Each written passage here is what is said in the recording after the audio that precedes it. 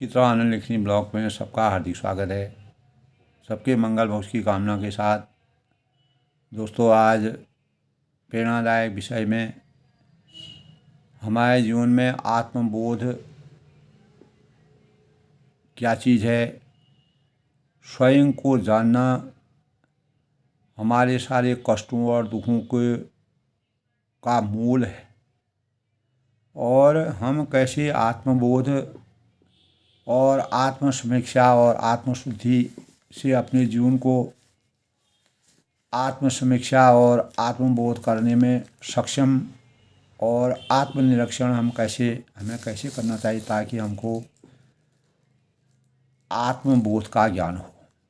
तो आत्मबोध का शाब्दिक अर्थ है दोस्तों स्वयं को जानना।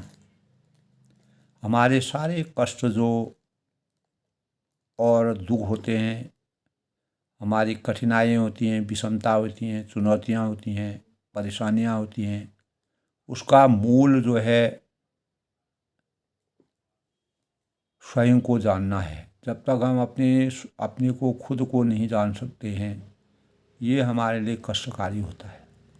जब हम स्वयं के बारे में अपनी अच्छाई बुराई सुख दुख सभी भावों से जब हम पूर्ण रूप से तृप्त हो जाते हैं, तो अगर हमारे अंदर मानवता के सही भाव हैं तो हम अपनी जो बुराइयां हैं, गलतियां हैं, जो कमियां हैं, उनको सुधार करके आत्मबोध करने का प्रयास करते हैं और जो अच्छाई हैं उनको प्राप्त करने का के भावों का संचार करते हैं। मानव जीवन में दोस्तों जहाँ ज्ञान है वहाँ अज्ञान है, जहाँ अच्छाई है वहाँ बुराई है, जहाँ सुख है वहाँ दुख है। तो अनेक प्रकार के सहज असहज सभी प्रकार के भावों का समावेश मानवीय जीवन में होता है, इसलिए मानव जीवन को सर्वोत्तम माना गया है। तो हम स्वयं से दूरी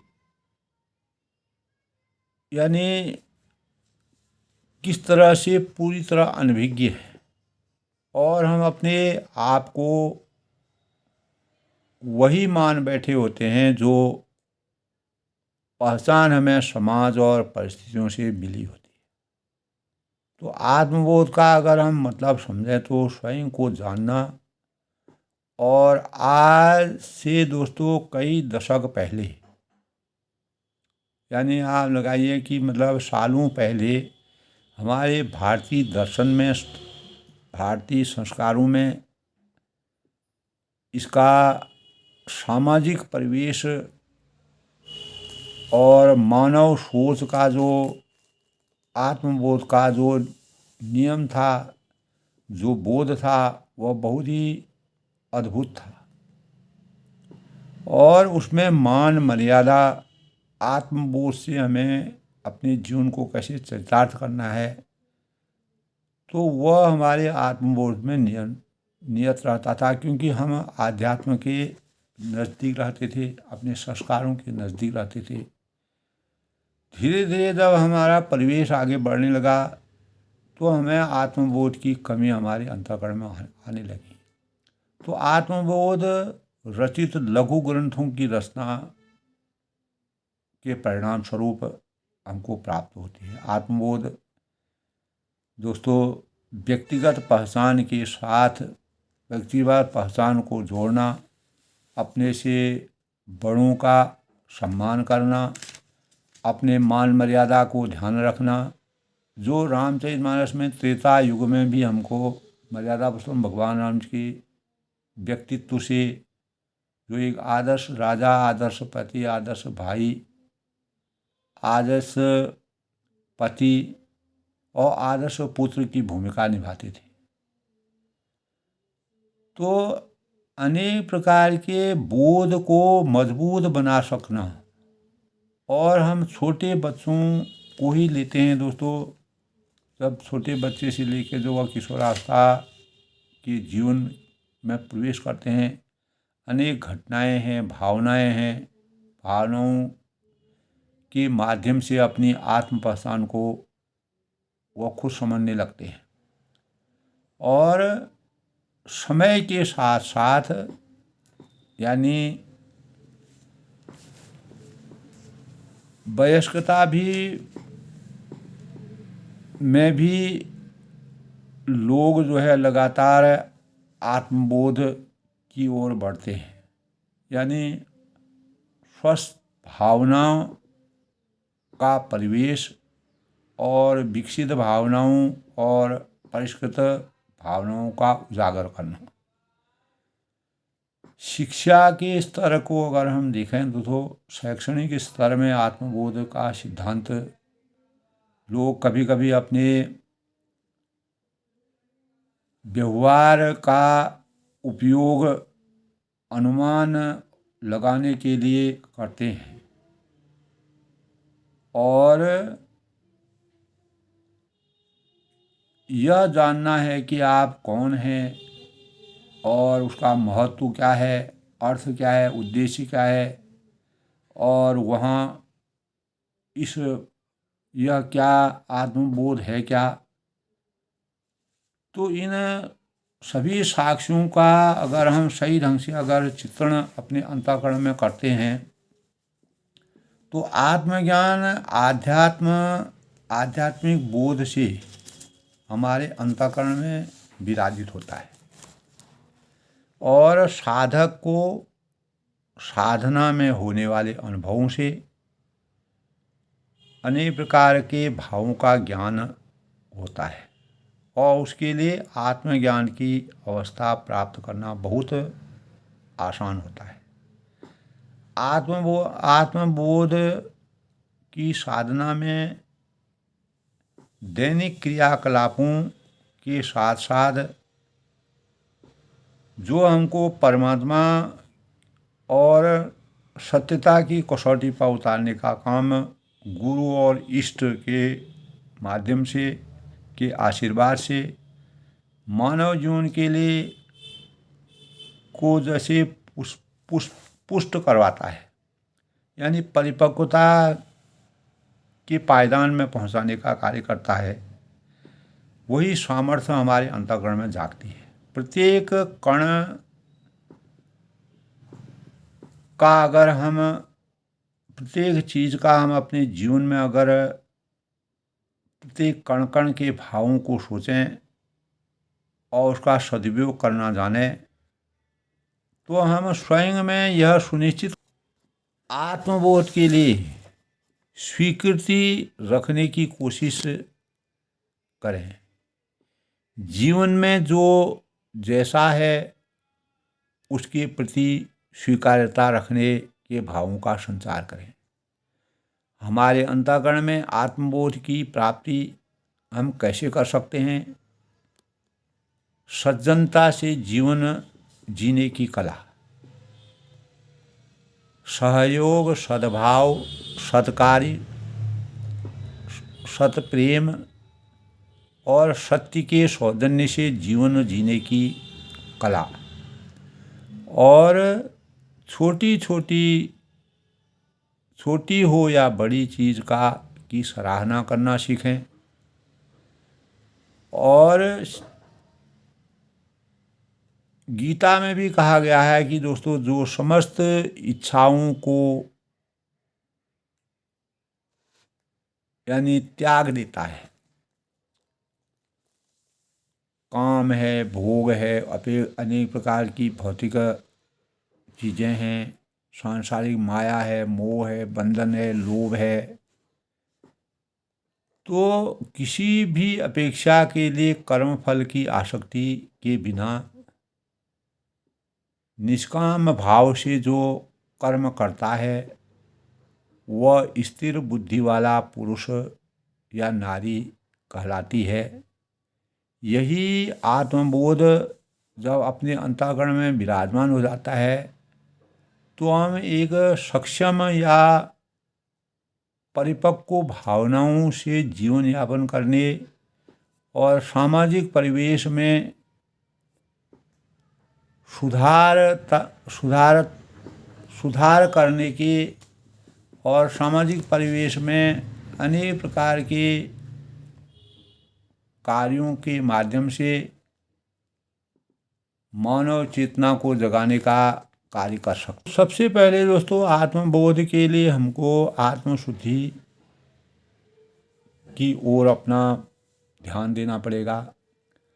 ब्रह्मांड में, इस सृष्टि में दोस्तों जितने भी उपक्रम हो रहे हैं उनमें हमारा अंशदान अत्यंत सीमित नगण्य है, और संसार हमारे आने से पहले भी चलता था और हमारे चले जाने के उपरांत भी चलता रहेगा।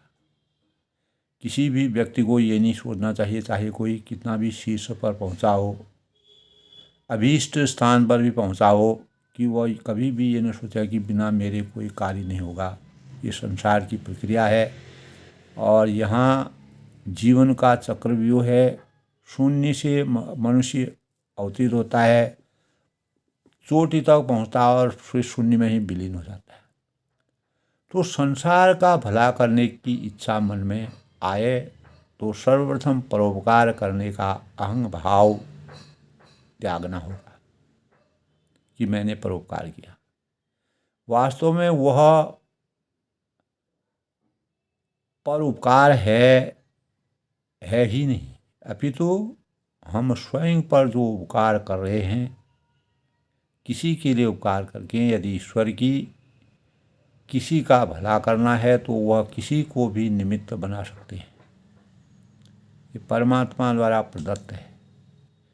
यदि ईश्वर ने हमें निमित्त बना लिया है तो समझना चाहिए कि यह हमारा अपार सौभाग्य है।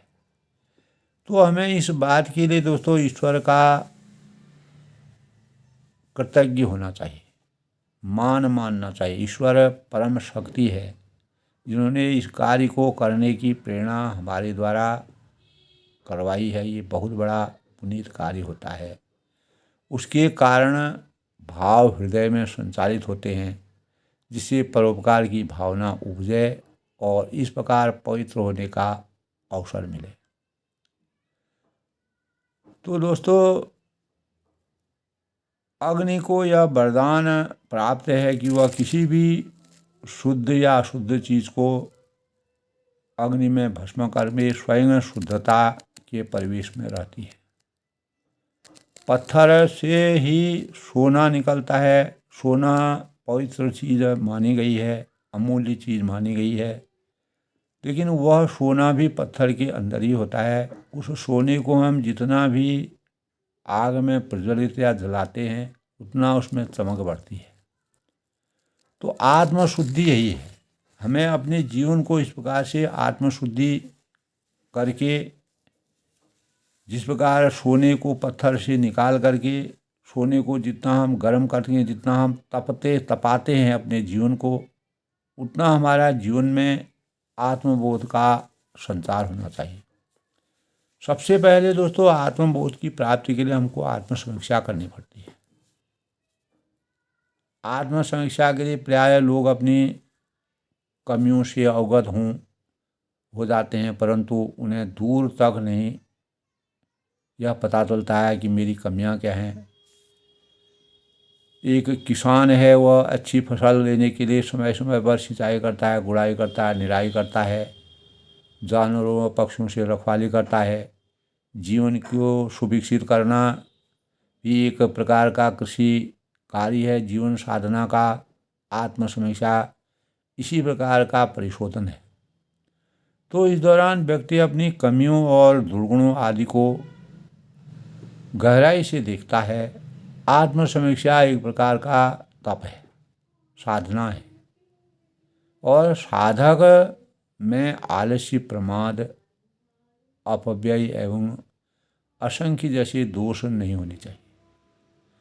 नित्य आत्म समीक्षा से जीवन में सत्प्रवृत्तियों को बढ़ाने, सत्प्रवृत्तियाँ जो हैं उनको बढ़ाने और उनको लोगों तक बहाने, लोगों तक पहुँचाने, उनका जैसे नदी बहती रहती है उसी प्रकार उसका संसार होता रहे, वो बहती रहे। सुरसर की तरह सरस्वती भंडार की यही अपूर्व बात, ज्यों ज्यों खर्चे त्यों बढ़े, बिन खर्चे घट जाए। तो समीक्षा से जीवन में सत्प्रवृत्तियों को बढ़ाने और दुष्प्रवृत्तियों को स्वयं से बचाने में सहायता मिलती है। तो आत्मसमीक्षा से साधक को दूसरों के दुखों को वह देखता है और अपने सुखों को बांटता है। तब वह सुख बांटता है। लोग अपनी कमियों से अवगत तो हो जाते हैं, परंतु उन्हें दूर नहीं करना चाहते। हमें अपने जीवन में यह अवश्य नितांत याद रखना चाहिए कि दूसरे केवल परामर्श दे सकते हैं, सलाह दे सकते हैं, लेकिन हमारा रास्ता हमें खुद तय करना है। दूसरे हमको टार्च या लाइट का मार्ग निर्देशित कर सकते हैं, परंतु हमको अपने पैरों से ही चलना है। जीवन में स्वाध्याय तो बहुत अधिक ज्ञान देने के लिए हमको बहुत मिलते हैं, परंतु ज्ञान प्राप्त करने के पश्चात उन्हें कार्य रूप में परिणित करना वह हमारा स्वयं का कार्य है। यही आत्म समीक्षा का सबसे बड़ा स्वरूप है। इसी से हमें आत्मबोध की प्राप्ति होती है। तो मानसिक संरचना के आधार पर प्रत्येक व्यक्ति को, प्रत्येक मानव मात्र को अपने को निर्दोष तथा सर्वगुण संपन्न नहीं समझना चाहिए। यही प्रवृत्ति हमारे विकार का कारण बनती है। यही हमारे विकास में, हमारे विकसित भावनाओं में अवरोध पैदा करते हैं। तो जीवन साधक को अपने अंदर की कमियों को गहराई से देखना नितांत आवश्यक है और जिसके परिणाम स्वरूप आत्मसात करने की कोशिश करनी चाहिए, परंतु होता इसका उल्टा है। हम दूसरों की कमियों का देखते हैं, अपने को बड़ा सद्गुणी समझते हैं। तो दूसरों पर दोषारोपण करने में हमारा नुकसान होता है, व्यक्तिगत क्षति होती है, व्यक्तित्व में निखार नहीं आता है और हमारी समीक्षा जो है निष्पक्ष नहीं होती है। और इसी आत्मसमीक्षा के माध्यम से व्यक्ति को अपनी कमियों को दूर करने और दृष्टिकोण निर्धारित करने में सहायता मिलती है। यही हमारे आत्मबोध का सबसे बड़ा साधन बनता है। हमें अपने जीवन में दोस्तों आत्मनिरीक्षण के माध्यम से हम सदैव एकांत में अगर हम बैठें, कुछ देर के लिए सोचें समझें, क्योंकि उस स्थिति में हम जब स्वयं को आसानी तक पहुंचने में कामयाबी मन वचन और कर्म से हम स्वयं तक पहुंचने की स्थिति में होते हैं, तो अनेक लोगों की भीड़ में हमारा मन कभी भी आत्मनिरीक्षण नहीं कर सकता है, क्योंकि उसमें केंद्रीभूत नहीं होता है।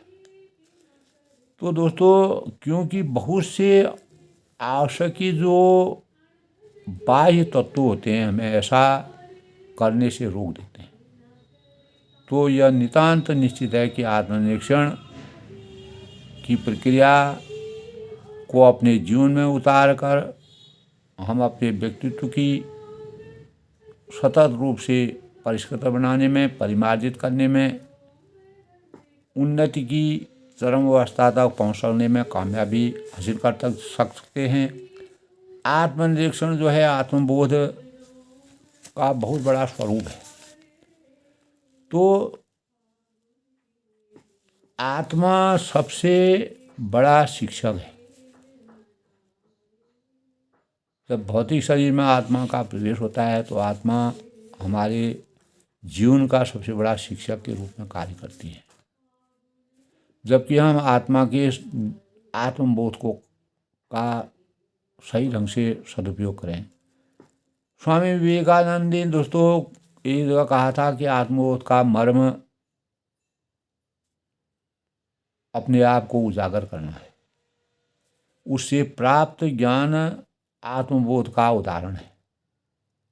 विकार शून्य होने से उसमें बाह्य एवं आंतरिक भेद नहीं होते। तो आदि शंकराचार्य का भी दोस्तों आत्मबोध तो इतना प्रबल था कि प्रथम दर्शन में ही गुरु के समक्ष अपने परिचय में कहते हैं कि गुरुदेव, मैं मन, बुद्धि और अहंकार, चित्त और प्राण नहीं हूँ। शरीर का संचालन इंद्रिय समूह की ही नहीं हूँ। राग द्वेष जाति भेद की से मेरा कोई संबंध नहीं है। मैं बंधन भी नहीं हूँ और मुक्त भी नहीं हूँ। इसीलिए इस जग में, इस संसार में, इस सृष्टि में मेरे माता पिता, बंधु बांधव और गुरु शिष्य और जो सहपाठी, जो मेरा जिनके सानिध्य में मैं रहता हूँ, कोई नहीं हूँ।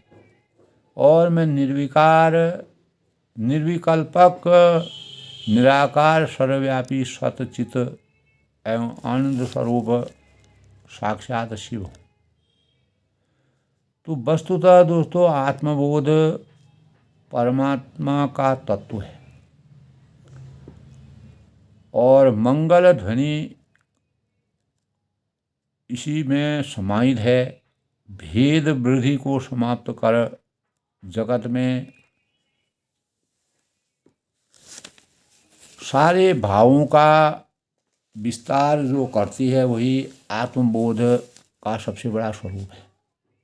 तो सामान्य रूप से प्रायः हम अपने जीवन में देखते हैं, समझें कि जाने वाले आत्मबल, जो जाने वाला आत्मज्ञान और आत्मबोध में प्रमुख अंतर है। बौद्धिक दक्षता से बाह्य जानकारियों का संग्रहण ज्ञान कहलाता है, जबकि बोध आत्मस्फूर्ति ज्ञान की पवित्रता का स्वरूप है। तो इसमें दोस्तों सांसारिक प्रपंच का स्पर्श भी नहीं होता है, अर्थात चिंतन है, वाणी है, कर्म है, मन, वचन, कर्म सभी का पवित्र कर परम आनंद की प्राप्ति करता है। जब हमारा मन से, वचन से, कर्म में हमारी शुद्धता आती है, तो हमको परमानंद की प्राप्ति जैसी होती है। तो इस सांसारिक जीवन में ज्ञान का दुरुपयोग तो देखा जाता है, पर बोध केवल मंगलकारी होता है। जब तक हमारे अंतःकरण में बोध नहीं होता है, हम अपनी आत्मा के संयम को और आत्मा को सुख, अपने चित्त को सुखमय नहीं बना पाते हैं, तब तक हमको आत्मबोध नहीं हो पाता है। अतः ज्ञान तब तक सार्थक नहीं माना जाता है। सकारात्मक ज्ञान की प्राप्ति तब होगी जब तक हम शोध का विषय न बने। यद्यपि ज्ञान और बोध दोनों बुद्धि लब्ध हैं, किंतु सांसारिक माया के वशीभूत होकर स्वार्थ एवं लोभ से प्रेरित बुद्धि आत्मबोध नहीं करा सकती। हालांकि माया का आवरण हटने, जब हम अनेक प्रकार के मायावी भावों से अभिशप्त रहते हैं, तो समस्त बुद्धि से अर्जित ज्ञान बोध को प्राप्त कर लेता है। इसीलिए मानव जीवन में आत्मबोध का जागरण काल, मानव जीवन जो है आत्मबोध का जागरण काल है। बड़े भाग मानव तन पावा, रामचरितमानस में कहा है कि बड़े भाग्य से हमको मानव शरीर मिला है। तो राजकुमार सिद्धार्थ ने भी जन्म से ही दोस्तों जगत की वास्तविकता का बोध था।